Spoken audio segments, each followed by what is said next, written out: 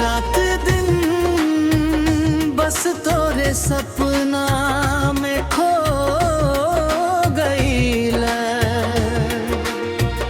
तोहरे बिना सजना कुछो न भावे। ई दिलवा बस तोहर नाम गावे।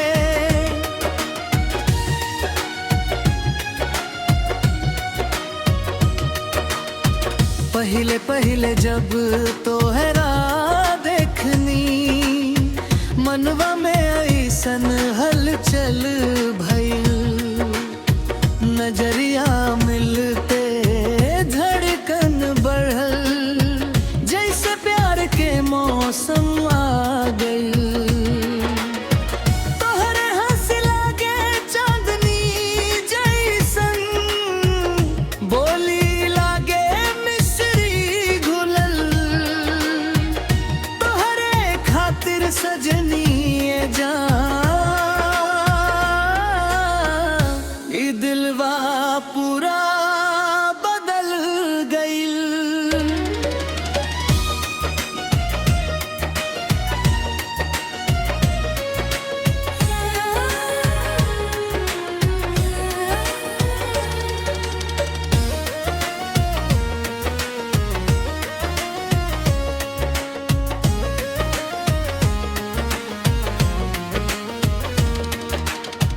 दिलवा तोरे प्यार में पागल हो गइल।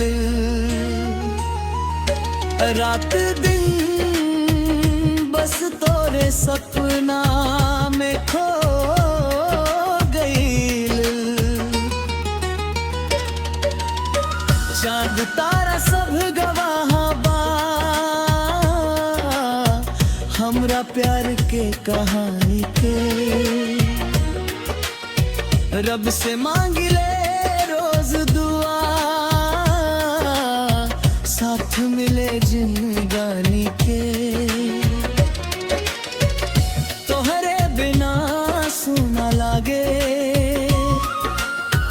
हर खुशी अधूरी बा।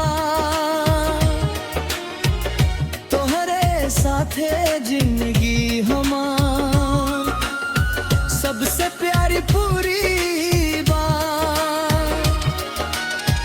बरखा के बूंद जैसे गिरे,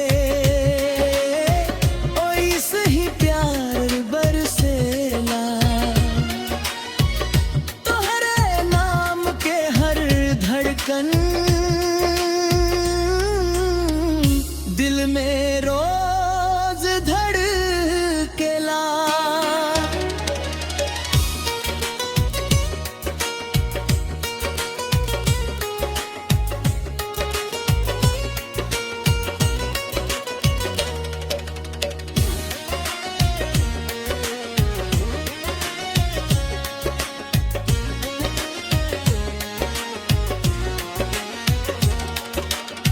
हाथ पकड़ के साथ निभाइब जन्म जन्म तक सजना।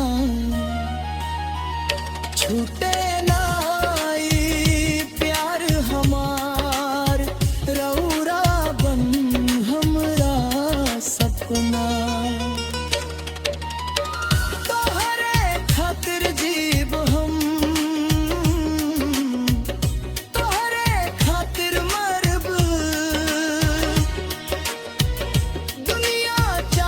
कुछो कहे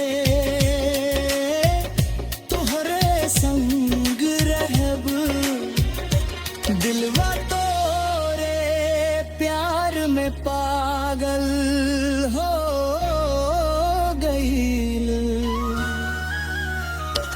रात दिन बस तोरे सपना